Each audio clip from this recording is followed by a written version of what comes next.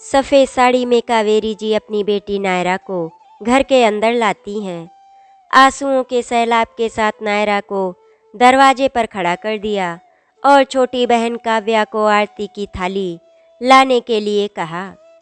काव्या बेटा, आरती की थाली ले आओ, घर की लक्ष्मी वापस आई है। घर के सभी मेहमान नायरा के चारों तरफ इकट्ठा हो गए थे। कावेरी जी ने नायरा की आरती उतारी और घर के अंदर ले आईं। कावेरी जी ने नायरा की सफ़ेद साड़ी उतार कर फेंक दी और उसे रंगीन सूट पहना दिया। उन्होंने नायरा को सुलाने की कोशिश की, पर नायरा की आंखों में नींद ही नहीं थी। उसकी आंखों के सामने से ये भयानक मंजर जा ही नहीं रहा था। उसके कानों को सिर्फ एक ही शब्द सुनाई दे रहा था और वो शब्द था मनहूस कुलक्ष्मी। मेहमानों के बीच का कानाफूसी शुरू हो गई थी। कावेरी जी खुद को अपराधी की तरह खड़ा देख रही थी। आज नायरा की शादी है।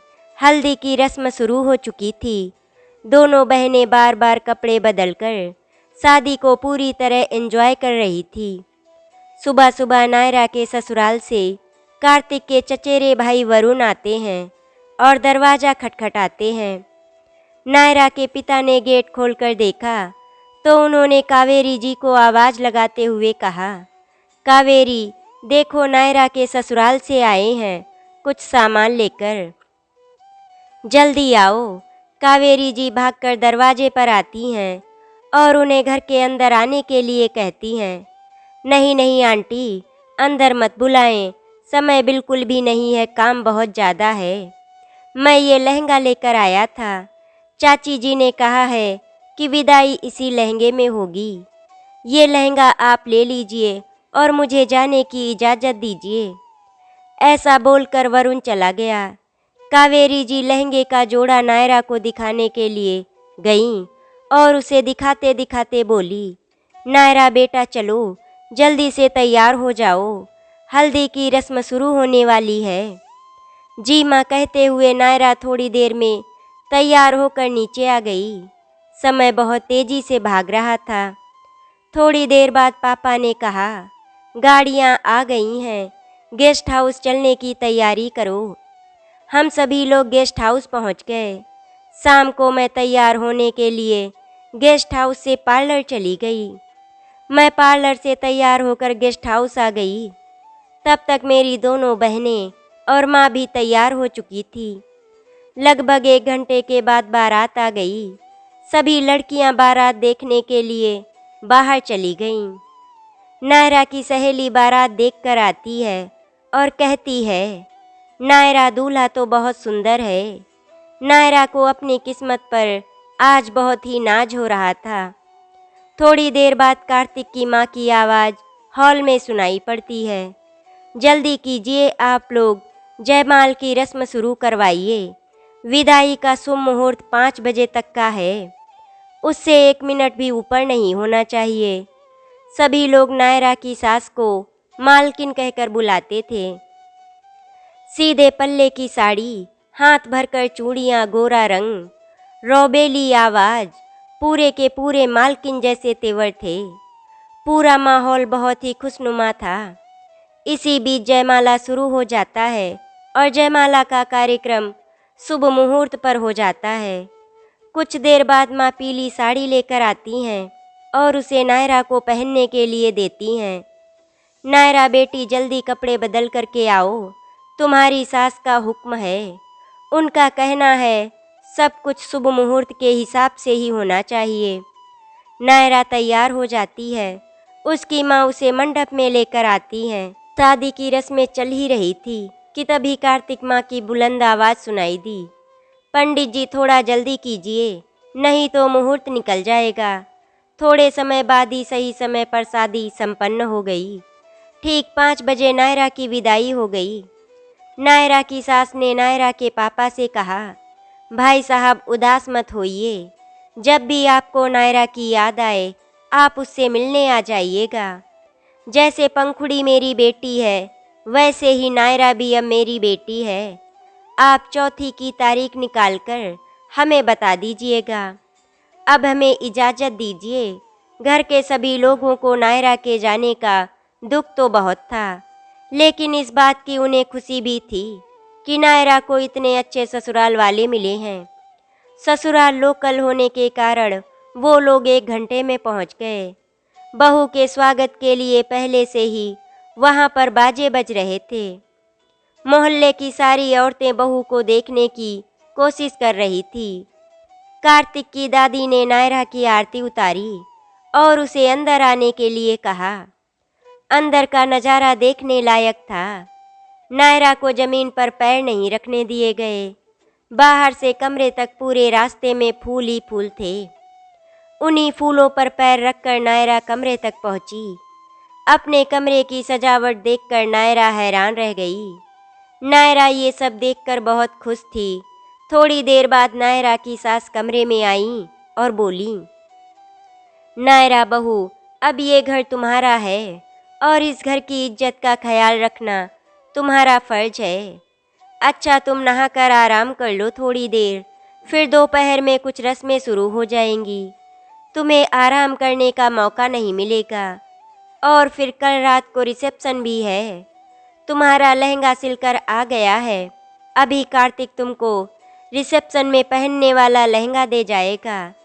तब तक मैं चाय भिजवाती हूँ। थोड़ी देर बाद कार्तिक लहंगा और चाय लेकर खुद आते हैं। दोनों साथ मिलकर चाय पीते हैं। कार्तिक कहते हैं कि नायरा फ़ोन तुम्हारे कमरे में लगा है, तुम अपने घर फ़ोन कर लेना, मैं चलता हूँ, काम बहुत ज़्यादा है।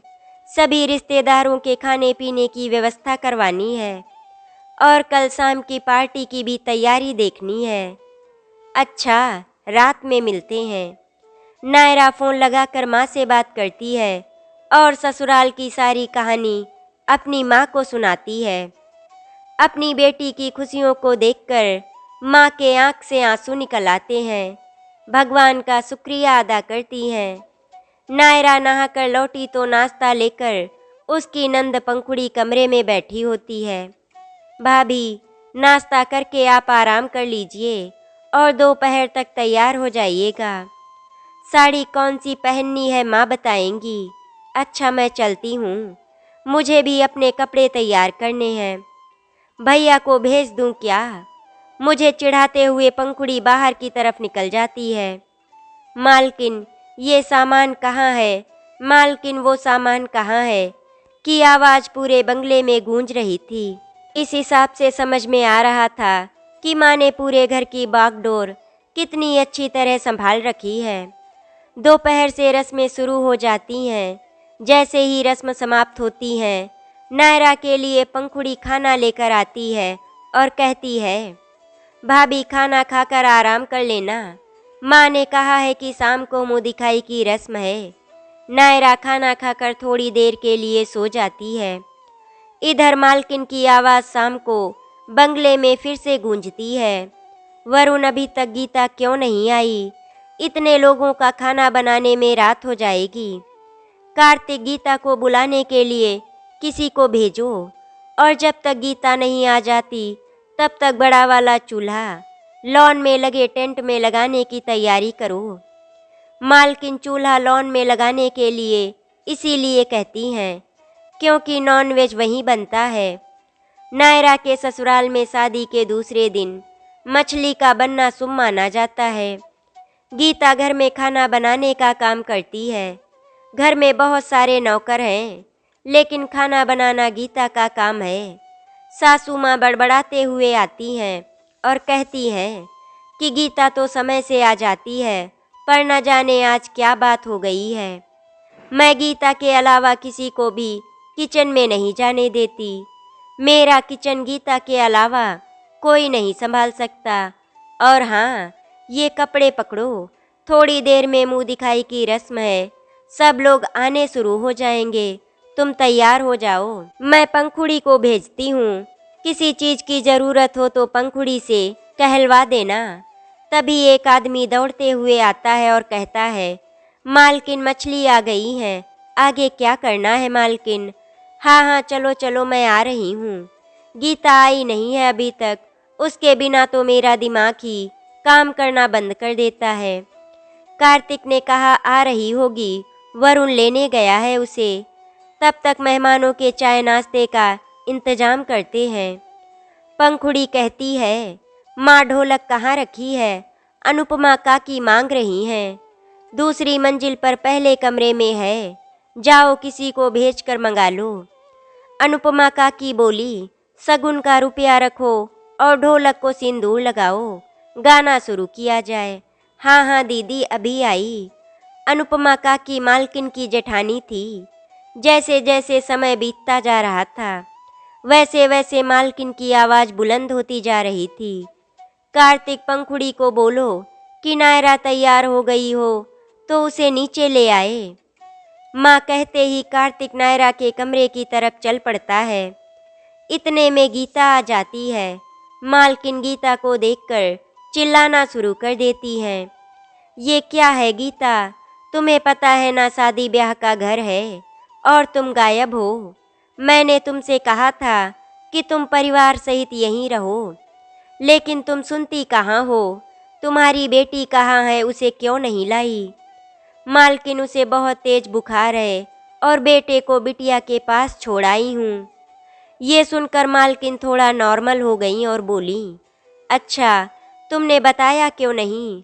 चलो ठीक है, किसी को भेजकर तुम्हारे बच्चे को बुला लेती हूँ। अब तुम जाओ खाना बनाने की तैयारी करो। और हाँ, पहले खाना बनाने की तैयारी करो, फिर आकर बहू को देख लो। मैं तुम्हारी मदद खुद करूँगी। हॉल में ढोलक की थाप की आवाज़ गूंजने लगी। पंखुड़ी नायरा के कमरे की तरफ तेज कदमों से पहुंची। भाभी चलिए, माँ नीचे बुला रही हैं। पंखुड़ी नायरा को लेकर नीचे आने लगी। नायरा को देखते ही सभी औरतों की आंखें खुली रह गईं। थोड़ी देर के लिए अनुपमा काकी के हाथ रुक गए। सन्नाटा छा गया। नायरा लहंगा और श्रृंगार में अप्सरा लग रही थी। कार्तिक ने तिरछी निगाहों से नायरा को देखा और मुस्कुराया। नायरा भी हल्का सा मुस्कुराई। मालकिन ने आधे रास्ते से पलटकर नायरा का हाथ पकड़ लिया और नीचे तक ले आई। मालकिन ने नायरा की उंगली में अंगूठी पहनाकर मुंह दिखाई की रस्म की शुरुआत की। दादी ने सोने की चैन पहनाकर कुल की लक्ष्मी के किताब से नवाजा। मालकिन बोली, अनुपमा दीदी आगे आप संभालिएगा, मैं खाने का इंतजाम देखती हूँ और पंखुड़ी तुम भाभी के साथ रहना। कहते हुए मालकिन लॉन में लगे हुए टेंट की तरफ लंबे लंबे कदमों से जाने लगी। गीता कहती है, खाने की तैयारी हो गई है मालकिन, बस आटा गूंद रहा है, मैं अभी रोटियां बनाना शुरू करती हूँ। हाँ ठीक है, पहले जाओ बहू को देखाओ, तब तक बाकी काम दूसरे नौकर संभाल लेंगे। वरुण लड्डू के डिब्बे ले आओ, मेहमान के जाते समय दादी अपने हाथों से सबको देंगी। जी चाची जी कहते हुए वरुण लड्डू के पैकेट लेने के लिए स्टोर रूम की तरफ जाता है। गाने बजाने की आवाज़ पूरे मोहल्ले में गूंज रही थी। मालकिन की खुशी का ठिकाना नहीं था। तभी गीता कहती है, मालकिन खाना बन गया है। ठीक है, जैसे ही प्रोग्राम खत्म होता है आप बता देना, गर्मा गर्म रोटियां बनाना शुरू कर देंगे। ढोलक की थाप पर पंखुड़ी और उसकी सहेलियों का नाचना शुरू हो जाता है। कुछ समय बाद प्रोग्राम खत्म होता है। सभी लोग नायरा को आशीर्वाद देते हैं। दादी अपने हाथों से लड्डू के डब्बे आने वाली महिलाओं को देती जा रही थी।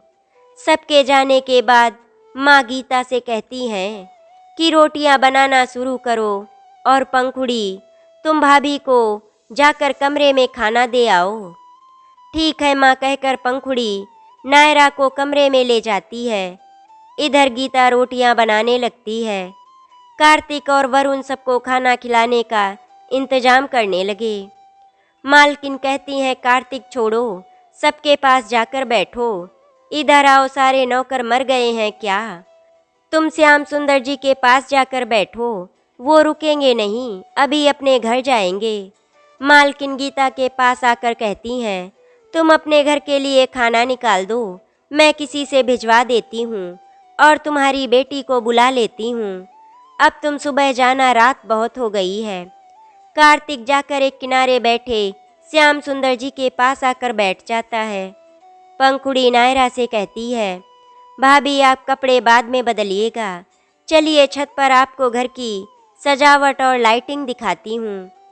छत से तो और सुंदर दिखता है, अगर लाइटिंग देखेंगे तो देखती रह जाएंगी। नायरा पंखुड़ी के साथ छत पर चली जाती है।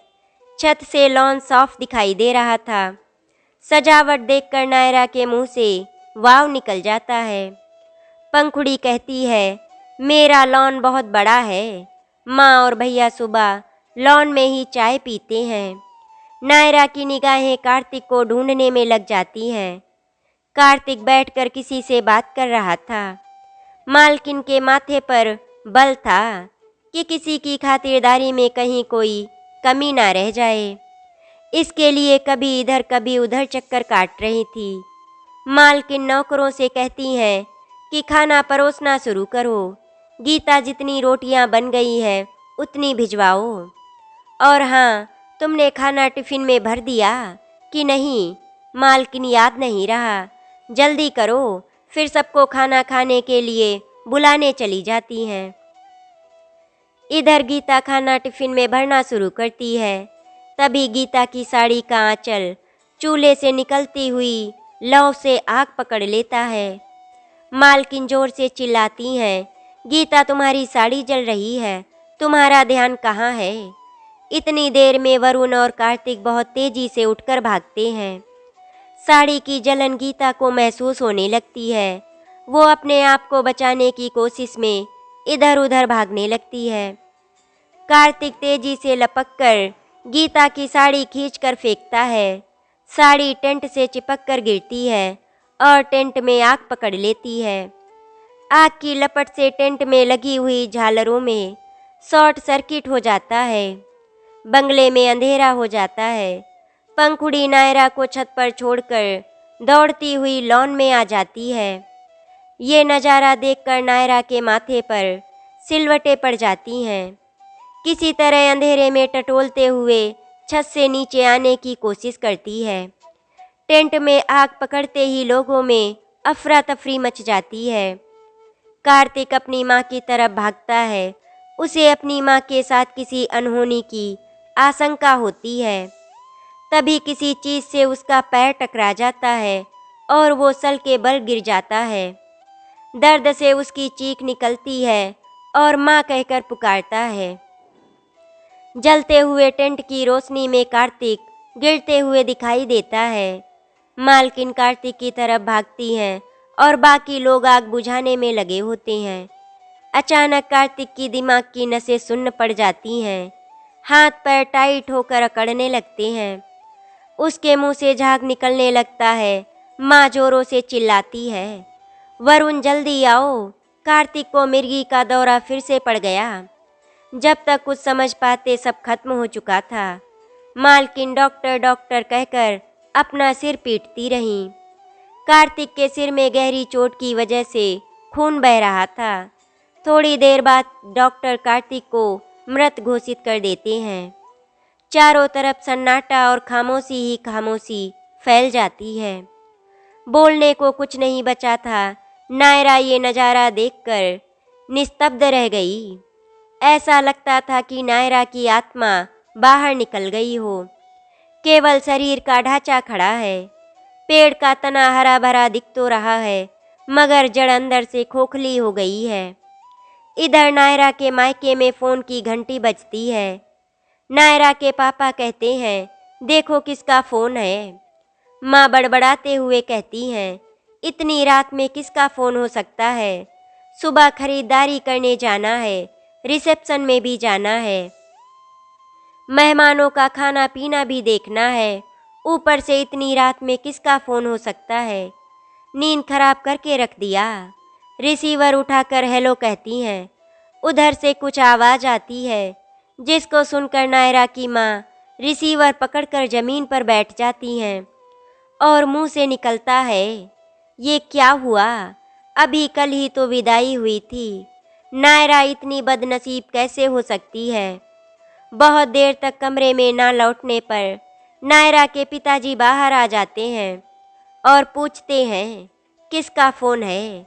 लगभग 1 घंटे बाद नायरा की माँ और पापा नायरा के ससुराल पहुँच जाते हैं। नायरा अभी भी जड़ सी खड़ी थी। उसके ऊपर रोने की आवाज़ों का कोई असर नहीं हो रहा था। नायरा की माँ को देखकर भीड़ में कानाफूसी की आवाज़ें आने लगती हैं। न जाने कैसी मनहूस कुलक्ष्मी बेटी जनी है, दोनों घर उजाड़ करके रख दिया, अपना सुहाग मार कर खा गई। श्याम सुंदर जी अपनी निगाहें नीचे करके बर्बादी का नज़ारा देख रहे थे। निगाहें नीचे करने की वजह थी क्योंकि शादी के लिए श्याम सुंदर जी ने 6 महीने से पीछे पड़े हुए थे। मैं ये कहकर टाल देती थी कि वो अभी पढ़ रही है, लेकिन श्याम सुंदर जी बार बार यही कहते कि आप शादी कर लीजिए, बेटी को कोई तकलीफ नहीं होगी। कार्तिक की माँ कार्तिक को एक पल के लिए अकेला नहीं छोड़ती थी। उन्हें पता था कि कार्तिक को कभी भी मिर्गी का दौरा पड़ सकता है। सुबह का सूरज अपनी रोशनी बिखेर रहा था। कार्तिक की अंतिम यात्रा की तैयारी शुरू होने लगी। माँ और दादी का हाल बहुत बुरा था। नायरा को कार्तिक का चेहरा आखिरी बार दिखाया जाता है। उसके बाद कार्तिक के शव को शमशान घाट लेकर चले जाते हैं। पंखुड़ी नायरा को कमरे में लेकर चली जाती है। थोड़ी ही देर बाद अनुपमा काकी की त्योरियाँ चढ़ जाती हैं और वो अपना आपा पूर्णतया खो देती हैं। जोर से चिल्लाती हैं, कहाँ है ये नायरा, लेकर आओ उसे मेरे पास। पंखुड़ी नायरा को ले आओ, सुनाई नहीं देता क्या? दादी कहती हैं, पंखुड़ी नायरा को नीचे ले आओ। बेटा ये सब किस्मत का लेखा जोखा है, हम और तुम चाहकर भी कुछ नहीं कर सकते। पंखुड़ी बेमन से जाकर नायरा को ले आती है। नायरा अभी भी भूत की तरह खड़ी है, मानो नायरा का दिमाग सुन्न हो गया हो। कुछ औरतें उसको पकड़कर लकड़ी के पत्ते पर बिठाती हैं। लाल लहंगा पहने हुए नायरा के ऊपर बाल्टी से पानी डाला जाता है। फिर नायरा की चूड़ियाँ तोड़ दी जाती हैं। लाल चूड़ियों से भरी कलाइयाँ पल भर में सूनी हो जाती हैं। नायरा की मांग का सिंदूर पानी के साथ बह जाता है। पीले रंग का सिंदूर जो नायरा की मांग में सूरज की लालिमा की तरह चमक रहा था, चंद्रमा की रोशनी की तरह दूधिया हो जाता है। माथे की बिंदी उतार दी जाती है। नायरा के चेहरे की रंगत अचानक से फीकी पड़ जाती है। लाल साड़ी और गहने उतारकर सफ़ेद साड़ी पहना दी जाती है। नायरा की माँ के लिए ये सब देखना बहुत ही दुखदाई था, लेकिन कहते हैं ना कि भाग्य का लेखा टाला नहीं जा सकता। औरतें फिर फुसफुसाना शुरू कर देती हैं कि कल ही शादी हुई, आज ही विधवा हो गई, कुलक्ष्मी नहीं तो क्या है। नायरा की माँ मालकिन से कहती हैं, अब इजाज़त दीजिए, मैं नायरा को अपने साथ ले जा रही हूँ। अनुपमा काकी गरजते हुए कहती हैं, हाँ हाँ ले जाओ, ऐसी औरत की इस घर में कोई ज़रूरत नहीं है। इसके घर में पैर रखते ही आज खुशियाँ मातम में बदल गईं। आज अपने पति को खा गई, कल न जाने क्या करेगी। नायरा की माँ का सब्र टूट जाता है। वो नायरा का हाथ पकड़कर खींचते हुए अपने साथ लेकर चली जाती हैं। इस हादसे से नायरा को अंदर से खोखला कर दिया। उसको एक रात में लक्ष्मी से कुलक्ष्मी बना दिया। आशा करती हूँ आपको हमारी कहानी अच्छी लगी होगी। अगर आपको हमारी कहानी अच्छी लगी तो वीडियो को लाइक एंड शेयर करें, चैनल को सब्सक्राइब करें। वीडियो देखने के लिए आपका धन्यवाद।